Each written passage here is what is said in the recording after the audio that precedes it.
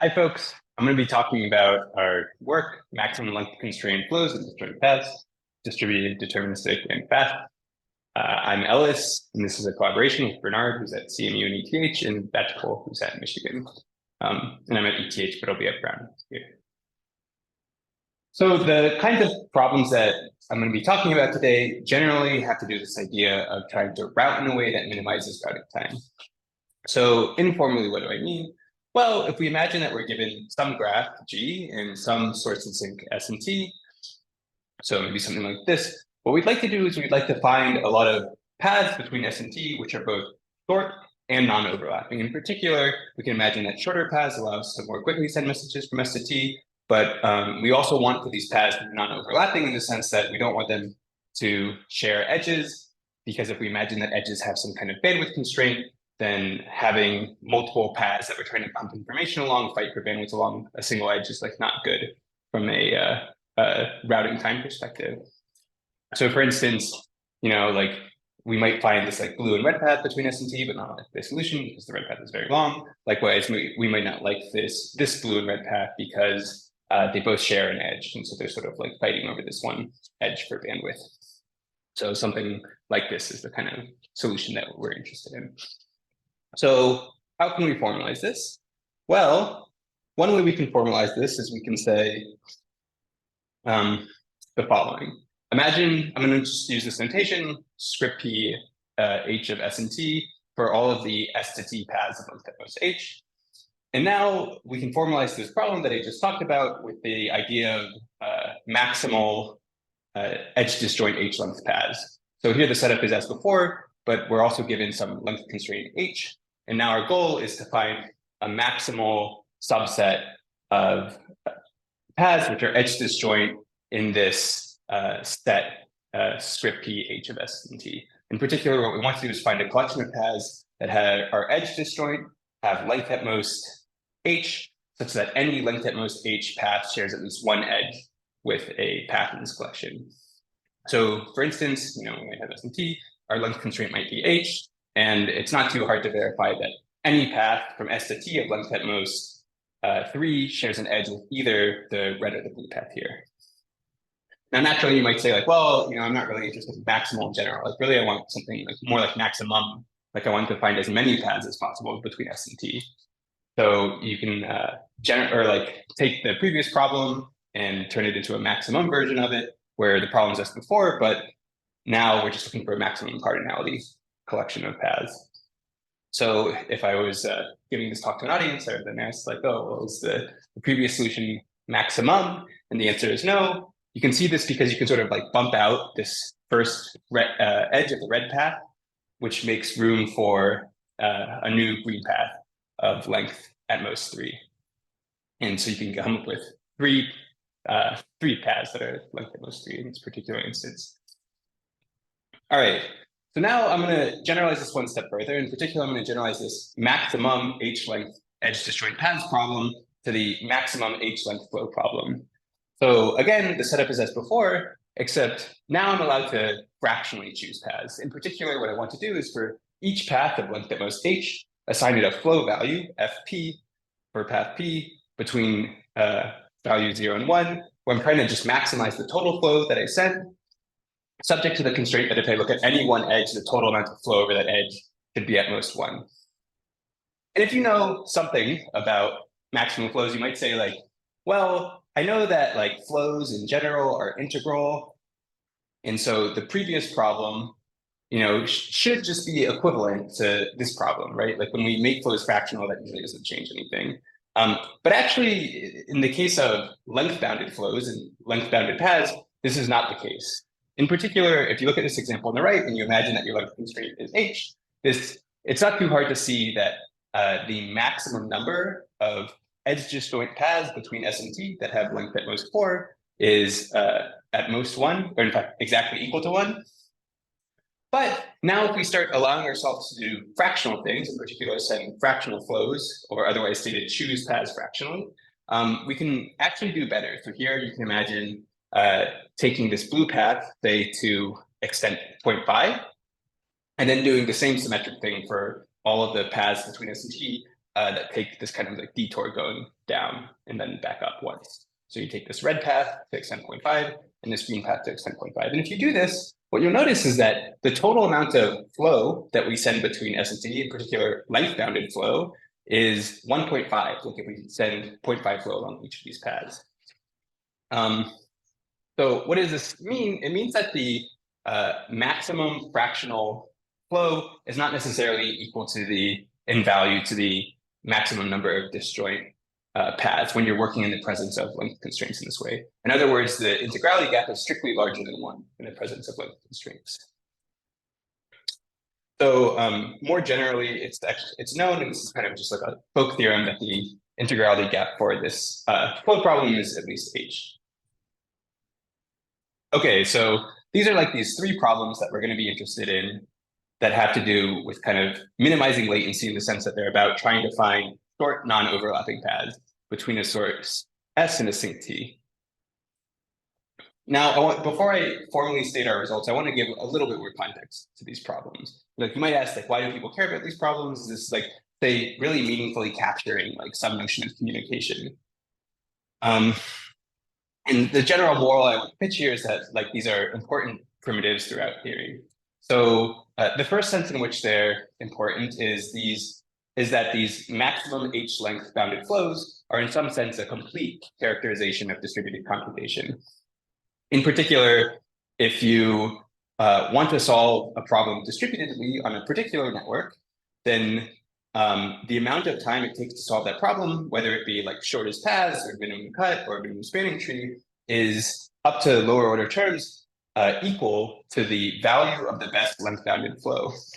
And now when I say distributed here, I mean the so-called congest model of distributed computation. I'm going to use distributed and distributed congest algorithms interchangeably throughout this talk. And now you might notice that there's this very like funny spacing here and then leaving the spacing here to emphasize that the problems whose complexity, like distributed complexity, are characterized by length-bounded flows are not length-bounded problems. So this is just like regular classic min-cut minimum spanning tree shortest path. If you want to solve this distributedly, like that has a lot to do with the best length-bounded flow in the network that you're working with.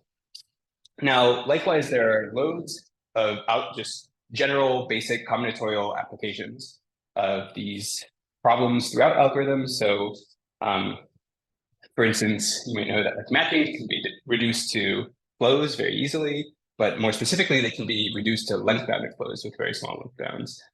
This maximal length-bounded paths problem is very intimately related to algorithms for computing what are called expander decompositions, which I won't go into today. But suffice to say, there are just like many applications of these problems throughout theory. And I won't have too much time to talk about prior work. There is prior work. Mostly it's on like polynomial time algorithms or like various hardness results for these problems, particularly for the maximum versions of these problems. I will mention a little bit of kind of like folklore stuff about what's difficult about these problems. In particular, the fact that like when you add length constraints to things like flows or these maximum disjoint paths problems, they destroy a lot of the nice properties that we're used to. So for instance, you know, finding the maximum number of ST paths is in P, in particular, just because it's equivalent to flow, because flow is integral. But finding the maximum number of h-length edge disjoint paths between S and T is not only NP hard, but omega h hard to approximate under standard complexity assumptions. Likewise, the maximum flow is such that the maximum flow is value equal to the minimum cut, which is a fact that we all know and love, and it's integral, as I've alluded to. But the maximum h-length flow is not equal to the minimum h-length cut, and likewise, there's a omega h integrality gap for h-length flows and cuts, which I referenced earlier, or rather for flows. So that's what seems kind of like bad about these problems. Like people care about these problems, but they seem hard. But there's a little bit of hope in this space. In particular, like when you're thinking about trying to solve one of these problems, and you're thinking about S trying to like send flow, let's say, to T, then there's a sense in which this problem is very local. In particular, S only ever cares about sending flow along paths that are within its h-hop neighborhood. And likewise for T. So like there might be some hope for coming up with like good algorithms for these problems if we imagine that h is small, like the length constraint that we're interested in is z small. So now this brings me to our main result. This is sort of like the slide that summarizes what our main result is very informally. So we give algorithms for sort of the most general of these problems, the fractional, the third problem I introduced, which is just the fractional version of the second problem, which is length-bounded flows.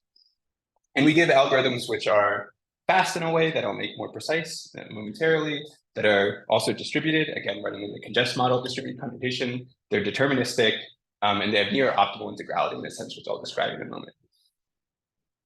So more formally, what do we show? We show that if you're given a graph and some S and T that you want to send flow between, as well as some length constraint h and some epsilon that will determine the quality of the flow that you're interested in, then you can deterministically compute a 1 minus epsilon approximate maximum h length ST flow efficiently.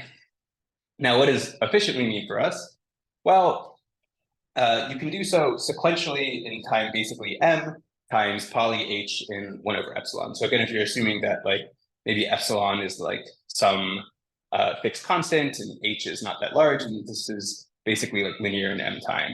And you can contrast this with the fact that you can always just write an LP to compute these length-bounded flows, which will take much more than m time for say small h and small epsilon, or not too small epsilon rather.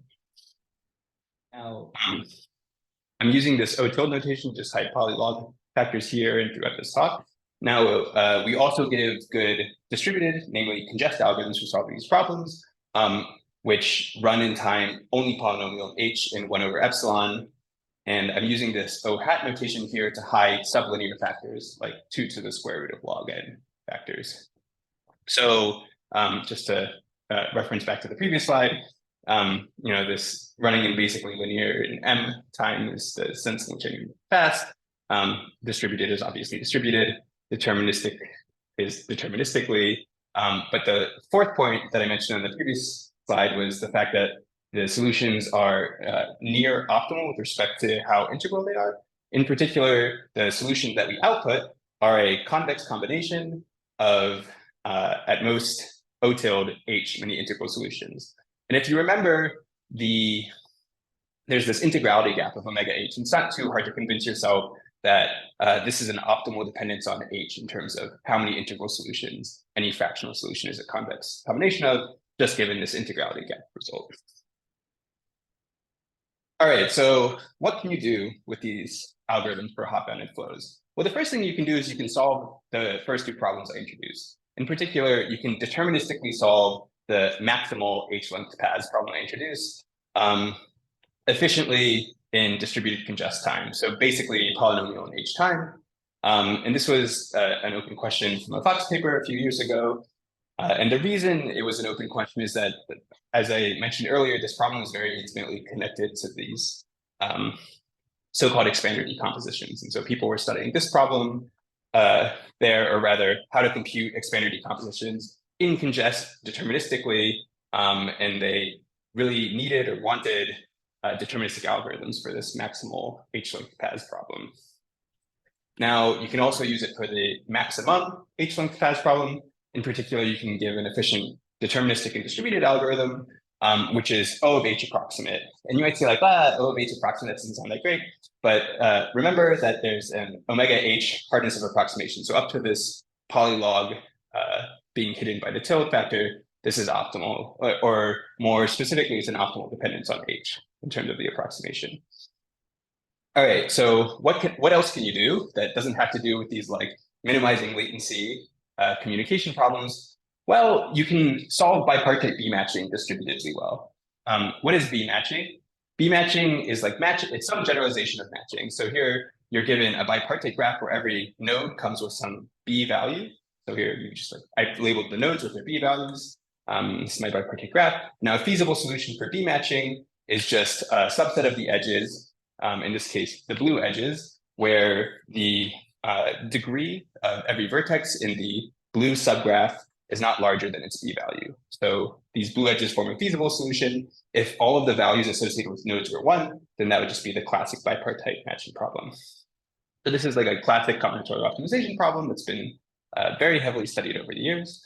And using these flow algorithms that I mentioned earlier, and the fact that they're nearly optimal with respect to this integrality property, we can give efficient approximation algorithms for bipartite B matching deterministically.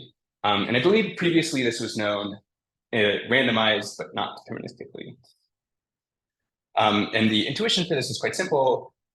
You might know that you can reduce matching, or more generally B matching, to flows very easily. But if you think about this a little bit harder, you can reduce them to length constraint flow problems, where the length constraint is constant, in particular like 3. And so then, since you're solving a problem with a small length constraint, and we have efficient algorithms for small length constraints, this gives us our efficient algorithms for bipartite B matching.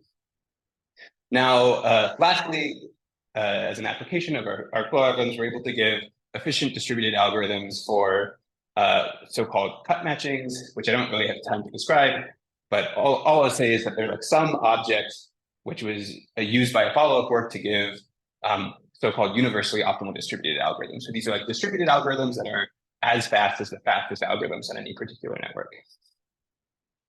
All right, so I'm going to spend my remaining time trying to speak a bit about some of the techniques that go into giving our main result, namely our length-bounded flow algorithm.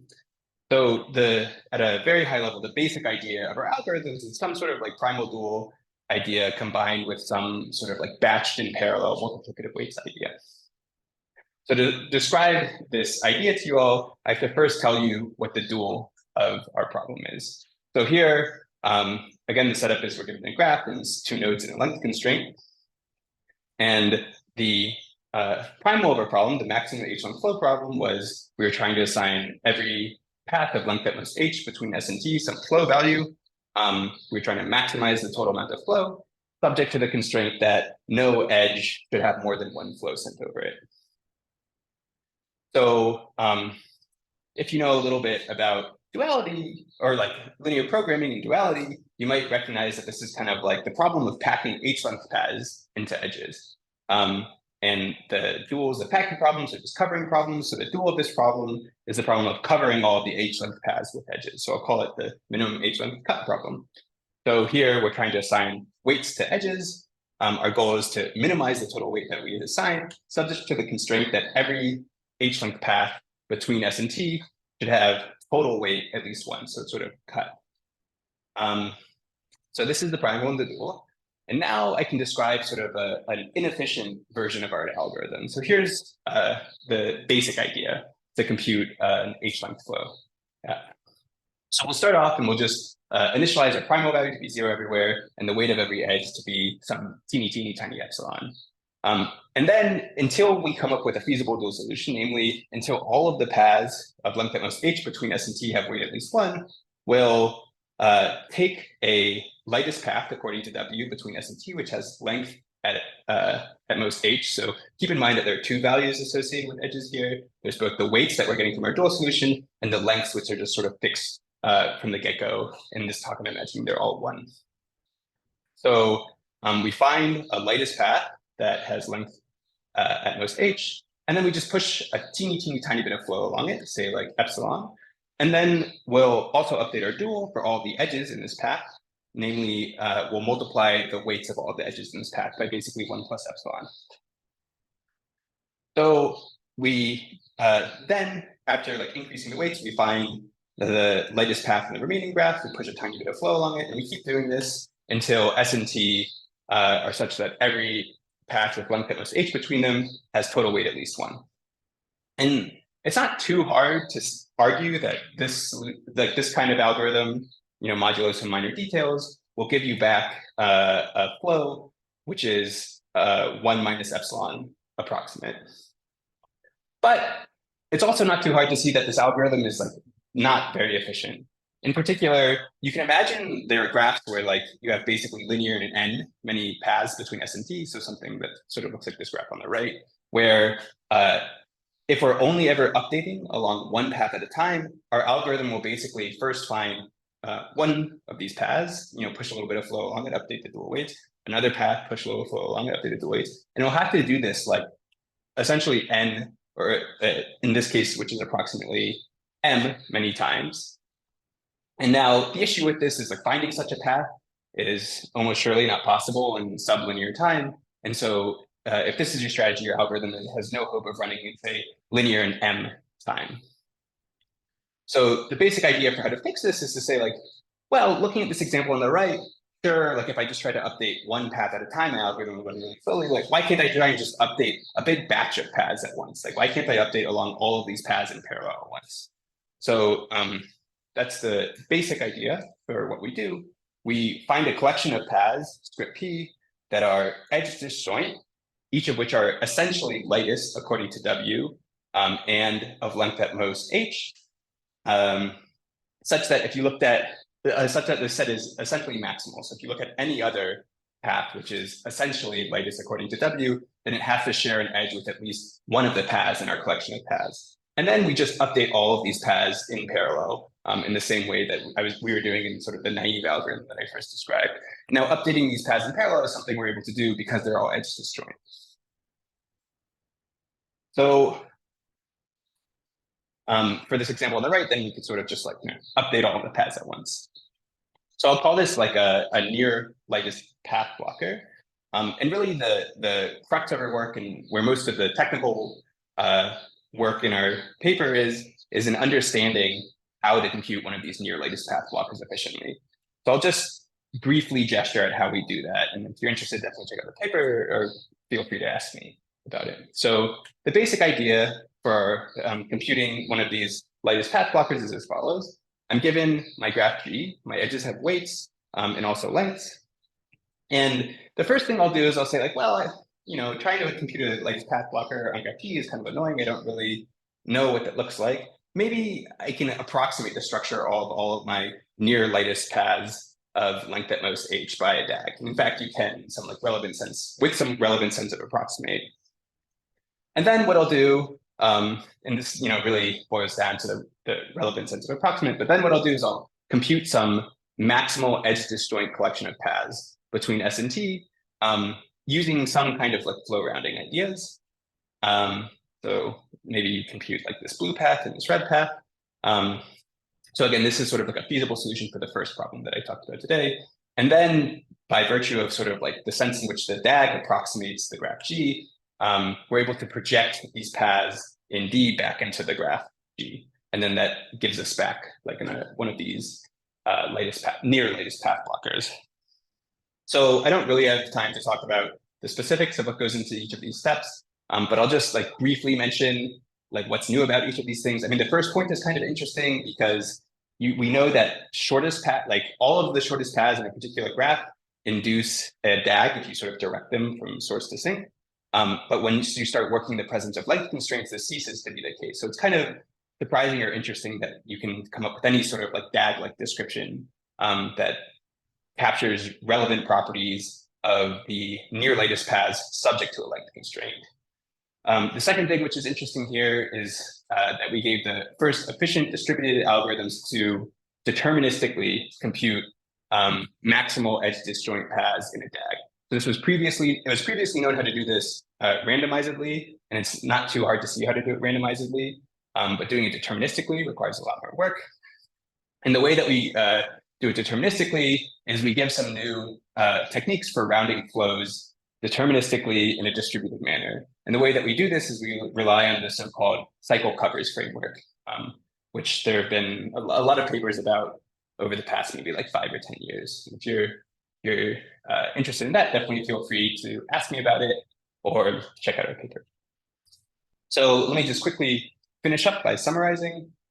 So I started by introducing these 3 different problems that were about kind of minimizing latency in communication. So there was this maximal length constrained disjoint paths problem, its maximum version, and then its fractional flow version. Our main result was an efficient 1 minus epsilon approximation for the length bounded flow problem. So sequentially, this runs with dependence of that is linear on M, and it's deterministic. Distributedly, this runs in congest in time that's only polynomial in H and 1 over epsilon up to sublinear terms, and again, it's deterministic.